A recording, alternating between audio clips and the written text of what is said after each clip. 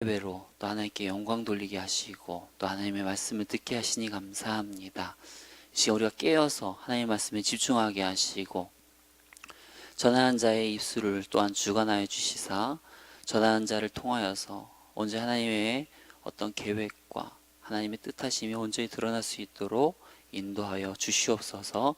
주님께 모든 것 다 맡겨오며 예수님의 이름으로 기도합니다. 아멘.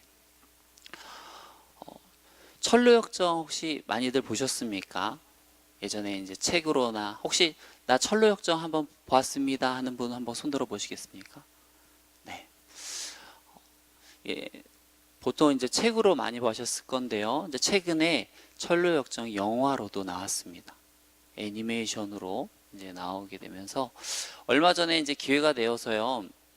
아직 공식 상영 전인데도 불구하고 시사회에 어떤 이제 당첨이 되어서 이제 보고 왔는데요. 아, 정말 너무 은혜가 되더라고요. 제가 가지고 있던 그 철로역정의 이미지는 어떠한 거였냐면 너무 좀 답답함이 많았었습니다. 왜냐하면 너무 많이 넘어지는 거예요. 이 크리스찬이라고 하는 이자가 너무너무 뭐 계속 하면은 뭐 좀 바르게 가려고 하다가 넘어지고 바르게 가다가 또 넘어지고 막 또 막 빙글 돌고 막 후회하고 그러면서 또 넘어지고 막 이런 과정들이 너무 많아서 너무 좀 약간 좀 힘든 어떤 그런 이미지가 좀 있었는데 요번에 영화를 보면서 좀 더 어떤 그 하나님 나라를 향해 나아가는 그 순례자의 모습 가운데 그 마지막에는 이 영화를 보니까 결국엔 승리하는 모습의 이미지가 특히 많이 남더라고요. 꼭 한번 시간을 내셔서 이제 보셨으면 좋겠고 또 이렇게 제가 추천을 하는 이유도 너무 좋은 영화이기도 하지만 제가 오늘 설교 가운데 어떤 그런 봐왔던 이미지나 인상들을 한번 조금씩 나누려고 합니다. 오늘 본문을 보시면 예수님께서 이제 십자가에 못 박히시는 그러한 장면인데요. 예수님께서 십자가에서 못 박히시고 임종하실 때 이를 가장 가까이서 본 사람이 누구겠습니까? 객관식으로 드릴게요. 1번 제자들, 2번 막달라 마리아 외 여성들, 3번 로마 군인 백부장. 몇 번이겠습니까? 네, 몇 번? 자, 1번입니다 하시는 분들, 또 2번입니다. 네, 3번입니다. 네, 네, 맞죠? 3번이죠. 정답은 로마 군인 백부장입니다. 여러분, 예수님의 이 십자가형을 집행하고 있는 이 백부장은요, 예수님을 믿는 사람이었을까요? 안 믿는 사람이었을까요? 안 믿는 사람이었을 거예요.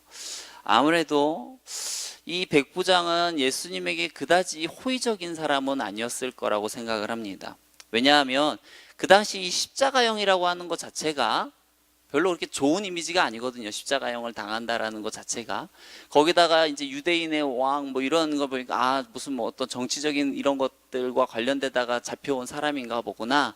이런 속에서 별로 그다지 좋지 않은 이미지 속에서 예수님을 대했을 것이고 시작을 했을 것입니다.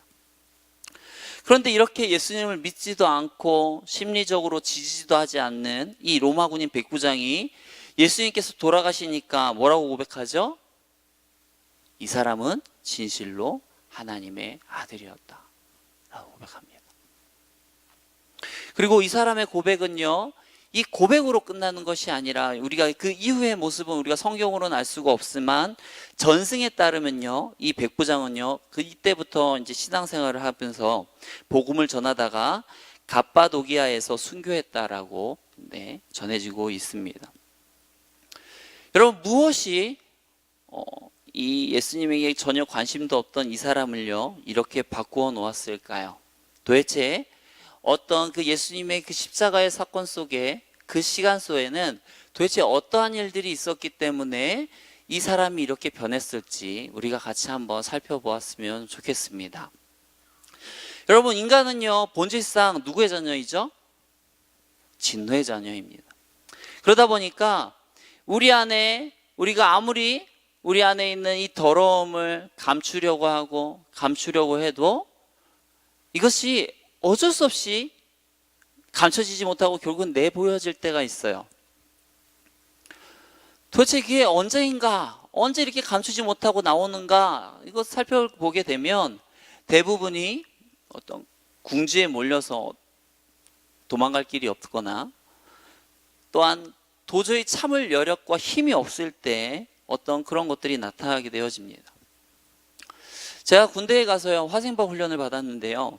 남성분들은 워낙에 또 다들 잘 아시겠지만 이 화생방 훈련이요, 단순히 공기를 마시면 어떤 막 목이 따갑고 막 그 힘들고 막 그냥 눈이 좀 맵고 막 이 정도가 아닙니다. 저도 그냥 그렇게만 알고 그냥 화생방을 들어갔어요. 그런데 그 화생방을 들어갈 때 그냥 들어가는 게 아니고 방독면을 먼저 쓰고 들어가거든요. 근데 나는 이 방독면 쓰면 너무 숨쉬기 편할 줄 알았어요. 근데 이 방독면 썼더니 너무 불편한 거예요. 이게 숨쉬기가 너무 불편합니다. 그래서 이 쓰고서 숨을 쉬는 것 자체가 잘 안 쉬어져요, 숨이. 게다가 거기 들어가면 뭘 시키죠? 막 PT 시킵니다. 막 하나, 둘, 막 하고, 막 구호 시키고, 막 하면서 자꾸 이제 숨이 이제 목 가쁘게 이제 자꾸 이렇게 하게 되었는데, 제가 그것을 하면서요, 너무 괴로운 거예요. 이것을 쓰고 있는 상태가 너무 괴로운 겁니다. 그래서, 진짜 너무 괴롭다. 이러다 나 죽겠다, 정말. 싶어서, 지금 이것보다 더 괴로운 상황은 없다 라는 생각을 가지고 벗으라고 하지도 않았는데 제가 먼저 벗었어요. 너무 괴로우니까, 숨이 안 쉬어지고 괴로워서. 그리고 벗었는데 와, 산지옥은 여기서 있더라고요. 나는 앞전에 있게 산지옥인 줄 알았는데 막상 벗고 나니까 이게 더 산지옥인 거예요. 뭐 왜 산지옥인가 하니까 이게 단순히 막 그냥 막 맵고 막 이래서 막 그냥 침 나오고 막 콧물 나오고 이 정도가 아니에요. 숨이 안 쉬어져요. 이 가스가 호흡곤란을 일으키는 작용이 있습니다. 그래서 이 방독면에서 있었던 그 숨보다 이게 더 힘든 거예요.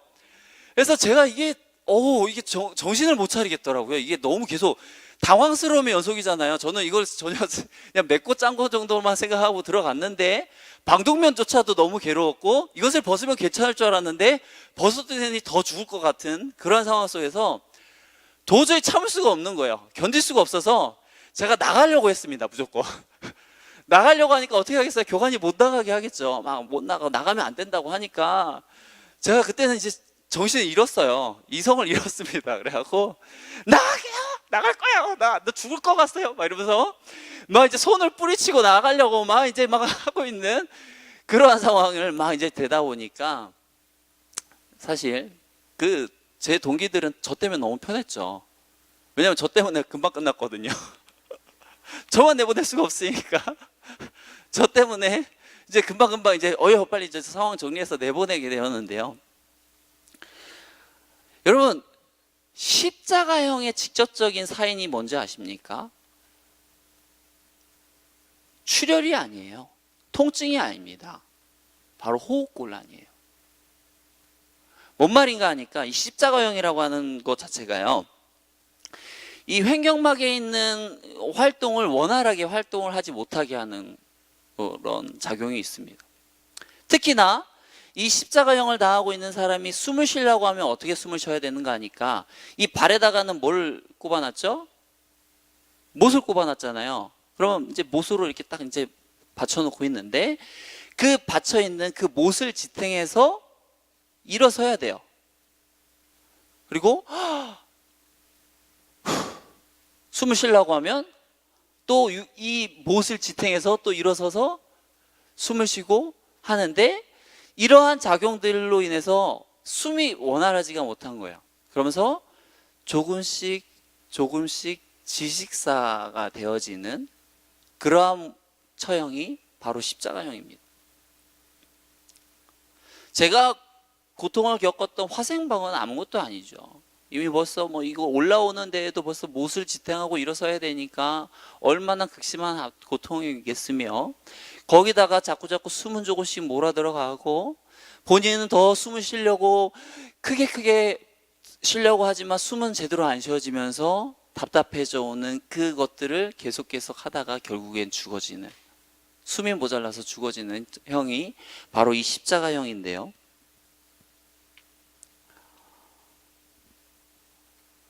그러면서 사람이 극한으로 내몰리게 됩니다. 사람이 죽어가는 모습 가운데 제일 어떤 보기 안쓰러운, 제일 보기 처참한 그 죽음 중에 하나가 바로 이 지식사라고 하는데요. 예수님의 모습도 그랬을 것이고 예수님 외에 수많은 십자가형을 당했던 사람들의 모습 역시도 그랬을 것입니다. 백부장도요, 이 십자가형을 집행하면서 얼마나 많은 그 수많은 사람들이 십자가에서 죽는 모습들을 봤었겠어요? 다들 어떨까요? 그 숨을 제대로 못 쉬고 하는 그 스트레스와 어떤 그런 것 속에서요, 그 십자가 속에서는요, 온갖 더러운 일들이 나타나죠. 욕하고, 남을 원망하고, 화내고, 짜증 부리고 하는 우리 안에 있는 어떤 인간의 더러운 거란 더러운 거는 다 나오는 자리가 바로 그 십자가형의 자리입니다. 여러분, 얼마든지 예수님께서도 그러지 않았을까요? 예수님께서도 예수님을 이렇게 만든 종교 지도자들을 원망하고요. 또 예수님이 그렇게 매달려 있을 때 얼마나 많은 사람들이 예수님을 조롱했습니까?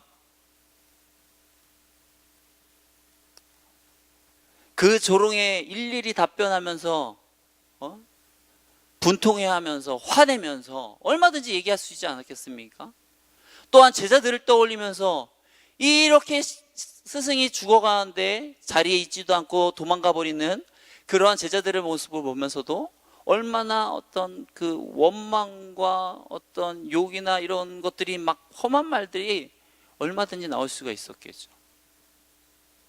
그런데요, 오늘 본문을 보면 예수님께서는 그 죽음의 시간, 그 십자가형의 시간 동안에 그 시간이 언제부터인가 하면 아침 9시부터 오후 3시까지 이 무려 6시간 동안요, 오직 이 34절의 말씀밖에 하지 않았습니다.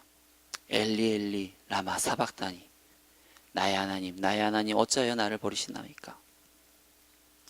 예수님께서는요, 이 말씀 외에는요, 모든 고통과 이 아픔과 이 괴로움들을 그냥 묵묵히 감내하셨습니다.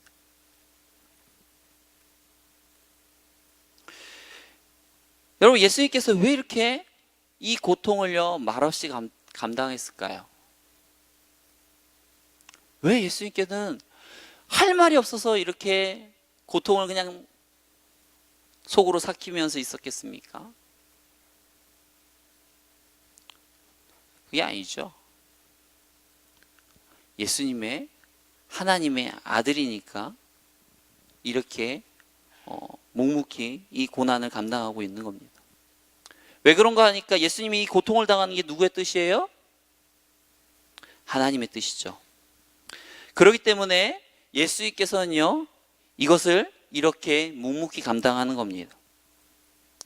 또한 예수님께서 이런 하나님의 뜻인 이 고난을요 묵묵히 감당하는 것은 바로 예수님이 진정한 하나님의 아들이라고 하는 그 증거가 되기도 합니다. 지금 제가 이 말하는 것들이 지금 뭔 말인가 하실 거예요. 왜냐하면 요즘 시대와 너무 상황이 틀리기 때문에 자녀를 교육하고 양육하는 방식에서 이 성서 시대와 오늘날의 어떤 이 양육 방식 태도가 너무 다르기 때문에 이게 뭔 말인가 해서 솔직히 뭔 말을 해도 지금 제가 하는 이야기가 솔직히 그렇게 마음이 와닿고 이러지는 않을 것입니다. 요즘 보면 자녀에게 회초리를 들면 어떨까요? 부모가 좋아할까요? 다들 별로 안 좋아하죠. 특히나 요즘 뭐 특별법을 제정하려고도 했다고 하죠. 그래서 자녀가 부모에게 맞으면 그 자녀가 부모를 신고하면 이 부모가 잡혀가는 거예요. 이것을 얼마 전에 이제 입법을 하려고 했었죠. 그러다가 이제 막아져게 됐는데, 아무튼 우리는요 보면 내 자녀 누가 막 때린다라고 하면 싫어요. 막 살이 쌓여서 이제 뭐 훈계하다가 보면 때릴 수도 있습니다. 에? 살싸가요? 절대 안 되는, 이제 뭐 어떤 이런 훈계나 이런 훈육은 절대 하면 안 되는 것으로 이제 이렇게 인식을 하고 있는데, 그런데 성경은 분명히 어떻게 말합니까? 자녀의 양육함에 있어서 어떻게 하라고 합니까? 채찍으로 그를 때릴지라도 그가 죽는다 안 죽는다? 죽지 아니한다. 그러면서 어떻게 해요? 내가 그를 채찍으로 때리면 오히려 그의 영혼을 수월에서, 지옥에서 건져내리라. 이거는 때리라는 거예요? 마음껏 때리지 말라고 하는 겁니까? 마음껏 때리라는 거죠. 왜요? 우리 인간은 죄성이 있으니까. 그냥 가만히 내버려 둔다고 스스로 잘 크는 존재가 아니라 말씀으로써 얼마든지 올바른 길이 무엇인지 바르게 양육시켜야 되니까. 특히나 성서시대에는요, 이런 이스라엘 아들들을요, 13세가 되면요, 아버지에게 넘어갑니다. 이제 어머니의 품을 벗어나는 거예요. 13세가 지나면. 그러면 이 아버지는 어떻게 하냐면 그때부터요, 이 채찍과 이 막대기로 대변되는 이 아주 혹독한 스파르타식 교육이 이제 들어갑니다. 그러면서 이 아들을 이 엄청난 이 매질과 훈련을 통해서 이 아들이 이 성인이 되어서도 당당하게 성인의 역할을 감당할 수 있도록 돕는 것이 바로 그 성서시대 아버지의 상입니다. 그리고 아버지가 얼마든지 이렇게 때려서라도 채찍질을 해서라도 아들을요, 올바른 성인으로 만드는 것이 그 시대의 아버지의 사랑이었습니다. 우리가 쉽게 아브라함이 이삭을 정말 어떻게 그냥 쉽게 낳은 게 아니고 어떻게 해요? 정말 힘들게 낳지 않았습니까? 100세 정말 너무나 얻은 너무나 귀한 아들이지만 우리가 그 아들을 우리가 쉽게 그냥 우리 요즘 시대처럼 금이야 오기야 하면서 이삭을 키웠겠지라고 생각하지만 그렇지가 않습니다. 여러분, 아브라함이요, 하나님의 말씀을 따라 이삭을 번제로 드리려고 할 때 이 번제에 사용할 짐을 누가 들었죠? 아브라함이 들었습니까? 이삭이 들었습니까? 이삭이 들었죠. 우리는 그럴 수 있잖아요.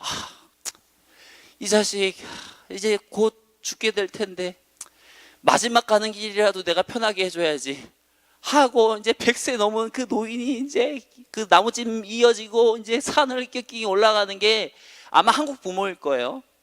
그렇지 않을까요? 아무리 100세가 넘었어도 자식은 자식이니까. 그런데요, 아브라함은 그렇지 않아요. 그 자녀에게, 이삭에게 나무찜을 매게 하고 올라가게 하는 것을 볼 수가 있습니다. 이것을 통해 알 수 있는 것이 뭔가 하면 어떤 아버지의 어떤 아들을 양육하는 방식을 볼 수도 있지만 또한 이 아들 이삭이요, 얼마든지 이 나무찜을 메고 이 번제에 쓸 나무찜을 메고 산을 오를 수 있을 정도의 건장한 어떤 소년이 됐음을 인식할 수가 있는 거예요. 여러분, 이 이삭이 아버지 아브라함에 의해서 번제단에 바쳐지는 나이가 얼마쯤 되었을까요? 대개요, 청소년 시기는 한 지났을 거라고 생각합니다. 10대 후반 정도, 아니면 20대 초반 정도 하는 정도의 아주 한 건장한 힘을 좀 쓸 수 있는 어떠한 그러한 시기로 볼 수 있는데요. 이때에는요, 힘만 쓸 수 있는 게 아니라 어떠한 것도 할 수 있을까요? 사리 분별도 할 수 있어요. 지금 번제를 드리러 간다고 하는데 지금 번제는 없고 번제물은 없고 아버지의 손에는 불과 칼밖에 없네. 그러면 이 번제물은 누가 될까? 나구나. 이런 어때요? 사리 분별을 얼마든지 할 수가 있다라는 것이죠. 그리고 결국에 어떻게 해요? 그러한 자신의 어떤 생각과 염려가 그대로 이루어지죠. 창세기 22장 9절에서 10절에 보면 아브라함이요, 그곳에다 번제를 쌓고요, 나무를 벌려놓고 그 다음에 어떻게 해요? 이삭의 손을 결박하기 시작을 하죠. 그리고 제단 위에다가 나무 위에다가 올려놓습니다. 그리고 손을 내밀어서 칼로서 그 아들을 잡으려고 하죠. 지금 어떻게 해요? 자기가 지금 상상하던 일이, 염려하던 일들이 지금 벌어지고 있는 거잖아요. 그러면 얼마든지 어떻게 할까요? 요즘 아이들 같은 경우는 충분히 100세가 넘는 노인이기 때문에 자기가 잡을 수 있는 거예요. 제 친구가 고등학교 1학년인데, 제가 어렸을 때, 고등학교 1학년 때, 어머니가 자기를 때리려고 하자 그 매를 잡았다 그러더라고요. 때리지 마세요. 다 컸어요. 네. 그런 것처럼 얼마든지 이삭이요, 100세 넘은 노인, 얼마든지 하려고 하는 그런, 밭 좀 묶으려고 할 때, 얼마든지 잡을 수 있었어요. 근데 그렇게 합니까? 아니죠. 왜냐하면 내가 그렇게 하면 이게 누구의 수치가 되는 거예요? 아버지의 수치가 되기 때문에 이삭은 이 아버지에게 수치를 주는 짓을 하지 않기 위해서 아버지가 자기를 묶고요, 제단 위에 올려놓는 것들을 다 허락을 합니다. 그리고 이러한 창세기의 본문들을 보게 되어지면 이러한 과정 가운데 이삭이 울거나 비명을 지르거나 어떠한 저항을 했다라는 표현이 전혀 없어요. 아까 제가 얘기했던 것처럼 아버지에게 수치를 안겨줄 바에는 내가 명예롭게 죽기를, 이렇게 어떤 결단한 모습을 볼 수가 있습니다. 이러한 이삭의 모습은요, 바로 이 성서시대의 성인 남자들이 추구하는 성인 남자의 상입니다. 어떤 고난이 닥쳤을 때 그 고난을 묵묵히 감내하는 것, 그것이 바로 성인 남자라면, 이스라엘의 성인 남자라면 누구나 이것들을 어떤 영웅적인 모습으로 그리면서 이렇게 해야지, 이삭과 같이 내가 이렇게 해야지 하는 그러한 모습인 거예요. 여러분, 많은 사람들이요, 하나님을 믿으면 무조건 복 준다고 그래서 예수님을 믿으면 무조건 만사형통이야 한다고 생각하는 사람들이 있는데, 여러분, 예수님 믿으면 만사형통합니까? 여러분 삶 가운데, 여러분 가정 가운데, 여러분 사업과 일터 가운데 모든 일이 만사형통하고 있습니까? 아무 어려움을 만나지 않고 있나요? 그럼 왜 만사형통하지 않는 걸까요? 하나님께서 우리에게 복을 주신다라고 했는데.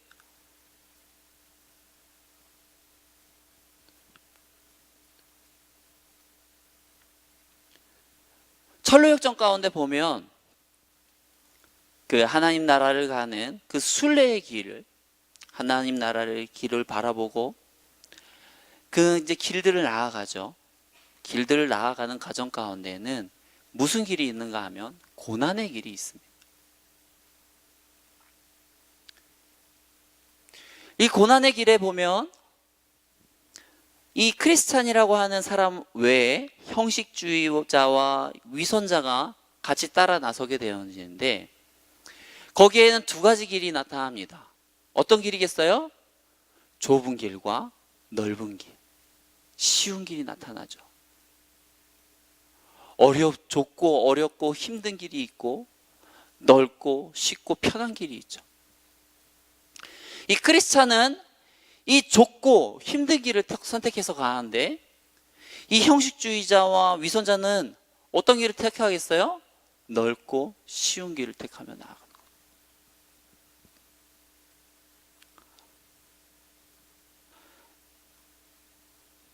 결국 이 형식주의자와 어떤 위선자들은 결국에 거기서 이제 가다가 보면 결국 돌에 넘어지고 어두움 가운데 이제 빠지면서 어려움을 겪게 되어지고 하는 이제 그러한 모습들을 볼 수가 있는데요.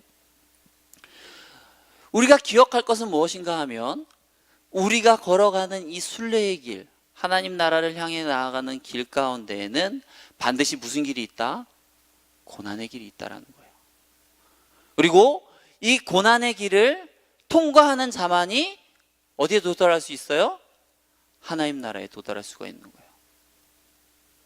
하나님께서는 왜 이렇게 무조건 통과하는 자만이, 고난의 길을 통과하는 자만이 하나님 나라에 이를 수 있도록 했는가 보니까, 어떠한 이 고난의 길의 역할을 보면 결국 이 고난의 길 가운데에는 결국 자기의 부정을 할 수밖에 없는 그런 상황들로 내몹니다.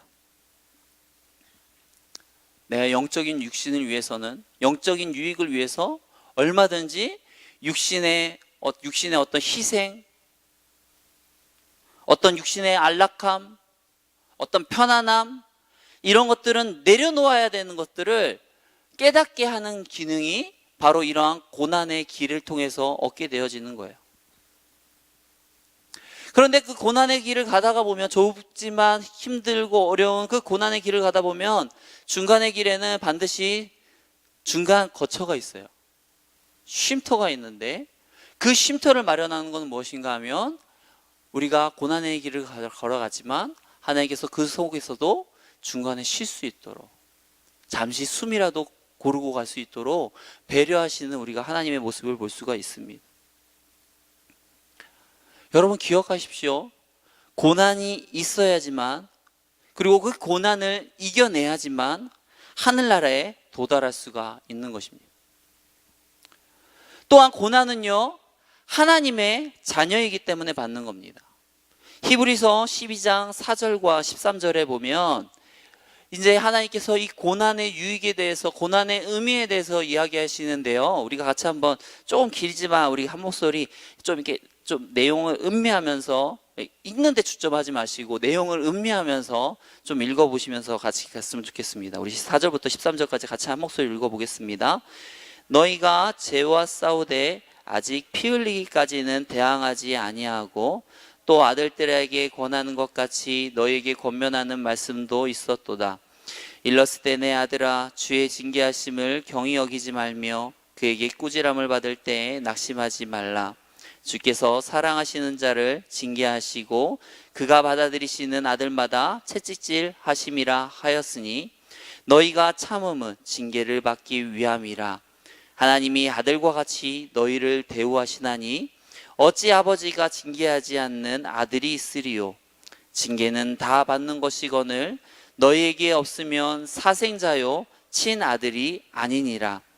또 우리 육신의 아버지가 우리를 징계하여도 공경하였으거든 하물며 모든 영의 아버지께 더욱 복종하며 살려 하지 않겠느냐. 그들은 잠시 자기의 뜻대로 우리를 징계하였거니와 오직 하나님은 우리의 유익을 위하여 그의 거룩하심에 참여하게 하시느니라. 무릇 징계가 당시에는 즐거워 보이지 않고 슬퍼 보이나 후에 그로 말미암아 연단받은 자들은 의와 평강의 열매를 맺느니라. 그러므로 피곤한 손과 연약한 무릎을 일으켜 세우고 너희 발을 위하여 고진 길들을 만들어 저는 다리로 하여금 어그러지지 않고 고침을 받게 하라. 아멘. 오늘 본문의 그 4절에, 그 히브리서 12장 4절에 보면 너희가 죄와 싸우되 아직 피 흘리기까지 대항하지 아니하고, 이거는 뭔 말일까요? 아니하고 하지 말라가 아니고 어떻게 하는 걸까요? 죄와 싸울 때 피 흘리기까지 하라 라고 하는 거예요. 그러면서 이것은 마치 어떠한 것을 상징하는가 하니까 채찍으로 들고 아들을 때리는 그 아버지의 모습을 연상시키기도 합니다. 계속해서 본문에서는 어떻게 해요? 채찍질과 징계와 꾸지람을 통해서 이제 아버지와의 아들과의 그 관계를 재조명하는데, 결국 채찍질하지 않고 꾸지르지 않고 한다고 하는 것은 그 아들은 진정한 아들이라고 말합니까? 사생자죠. 여러분, 우리가 사랑하지 않으면 그 아이에게 잔소리도 하지 않습니다. 매질도 하지 않아요. 우리가 자녀를 때로 면박을 주기도 하고, 또한 어떻게 훈계하기도 하고, 또한 때리기도 하는 이유는 무엇입니까? 내 아들이니까, 내가 사랑하는 자니까. 이것은요, 육신의 아버지뿐만이 아니라 어떻게 한다고요? 영적인 아버지인 하나님도 우리를 그렇게 하신다고요.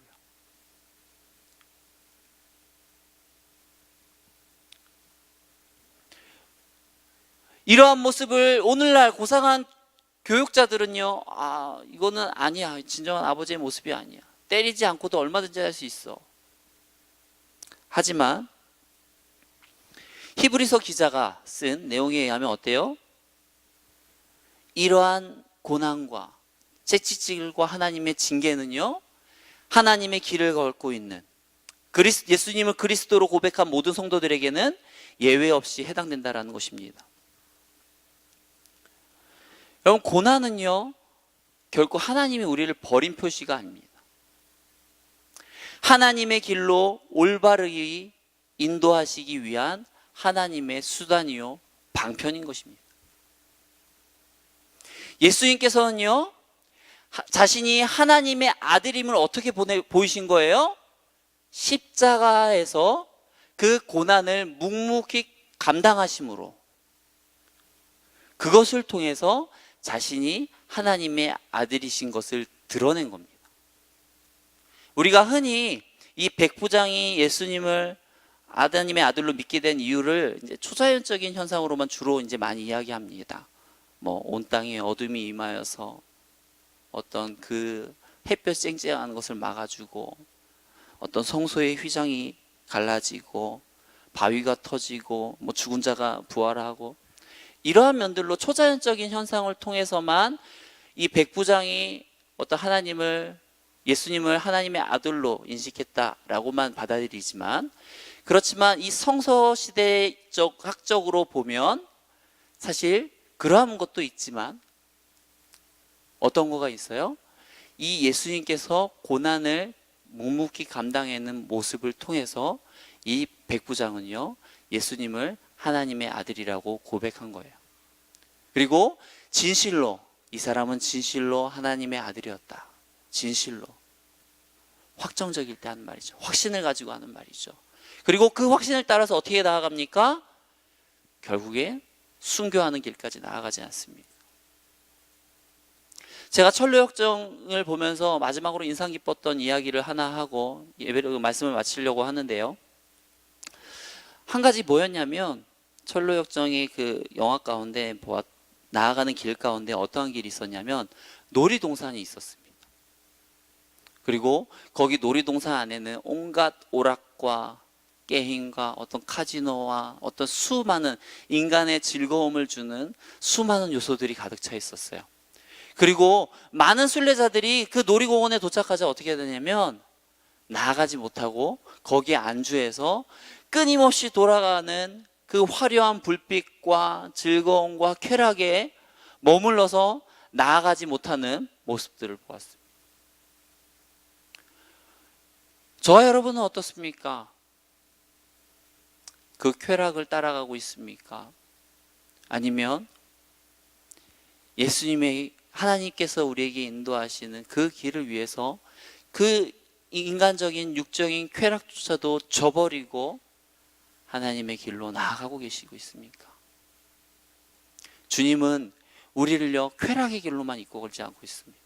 형통한 길로만 이끌지 않고 있다는 것을 꼭 기억했으면 좋겠습니다. 주님은 우리를 고난을 통해서 우리를 부정하게 하시고, 그리고 영적인 것을 위해서 얼마든지 육적인 것을 포기하고 감수하게 하는 그러한 길로 우리를 인도하신다는 것입니다. 저와 여러분들이 하나님께서 우리가 나아가는 그 순례의 길을 나아가게 되어질 때 하나님께서는 반드시 우리에게 고난의 길을 주십니다. 왜냐하면 그 고난의 길을 통과하는 자만이 하나님 나라에 도달할 수 있기 때문에. 그런데 그 고난의 길을 우리가 가야 때 우리가 묵묵히 감당하기 원합니다. 왜 이런 일이 나에게 벌어지는 거야? 원망하고 불평하고 짜증내고 거기서 주저앉는 것이 아니라 묵묵히 고난들을 감당하시면서 예수님이 우리에게 보여주셨던 그 고난을처럼, 그것을 묵묵히 이겨내셨던 것처럼 저와 여러분들도 어떠한 고난을 만나더라도 묵묵히 감당하시면서 승리하시는 저와 여러분들이 되기를 축원합니다. 시간 같이 기도하겠습니다. 사랑의 하나님, 우리의 아버지 되시는 하나님, 우리의 진정한 아버지시기 때문에 우리에게 고난과 역경을 허락하는 줄 믿습니다. 우리가 어떠한 고난을 만나든지 그 고난 가운데에서 우리가 원망하지 않게 하시고